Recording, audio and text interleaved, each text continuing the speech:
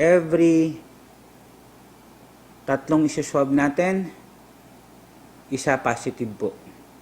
Sa latest public address ni Pampanga Governor Delta Pineda, binigyang diin niya ang nakababahalang kondisyon ng mga senior citizen sa lalawigan. Isa sa kada 3 nakatatandang sumasa ilalim sa swab testing ang nagpo-positibo sa COVID-19. Kaya naman patuloy niyang hinihikayat ang mga kasama sa bahay ng mga senior citizen na i-monitor ang sitwasyon ng mga nakatatanda. Sa oras na makaramdam umano ng sintomas ang mga ito, agad na silang dalhin sa mga itinakdang municipal swabbing center. Obligado po kayong servisyan ng mga barangay official natin, mga barangay service natin para dalhin sa municipal swabbing station natin para iswab po kagad ang mga nakakatanda natin. Wala po kayong babayaran, nililinaw ko po sa inyo. Ongoing din ang COVID vaccination sa bawat syudad at munisipalidad ng Pampanga para sa mga senior citizen na bahagi ng priority list.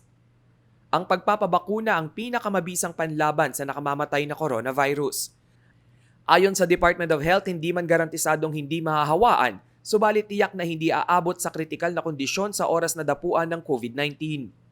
Kaya naman sa kabila ng kanilang agam-agam sa pagiging epektibo ng vaccines, ang ilang kabalen senior citizens nagpabakuna na rin. Para ma-protect siya na yan. Sarili ko. Para maiwasan yung magka-COVID.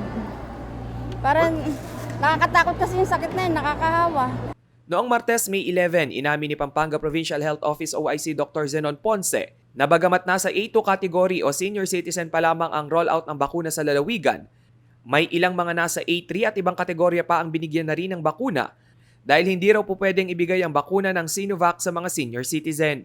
Pero sa April 7 bulletin ng Department of Health, sinabi nitong pinapayagan na ang pagpapabakuna ng Sinovac sa mga nakatatanda basta mayroong masusing assessment ng kanilang kalagayan. Samantala, dismayado rin si Pineda sa naging aberya sa COVID-19 vaccination ng mga senior citizens sa City of San Fernando. Nagkagulo kasi sa pila ang mga nakatatanda habang nasa labas ng vaccination area. Kaya naman pakiusap ng Provincial IATF. Ayoko na makikita ulit sa nangyari nung isang araw na nakita ko. Scheduling lang po ang kailangan. Abisuhan niyo lang po ang barangay official. Dahil sila rin naman ho magdadala ng mga senior citizen na yan. Sila rin ho mag-guide sa vaccination area na yan. Ayon sa May 14 COVID-19 tally ng DOH, 18,421 na ang confirmed cases sa Pampanga. 1,335 ang aktibong kaso. 580 ang namatay at 16,506 ang recovered. Rainiel Pawid, CLTV News.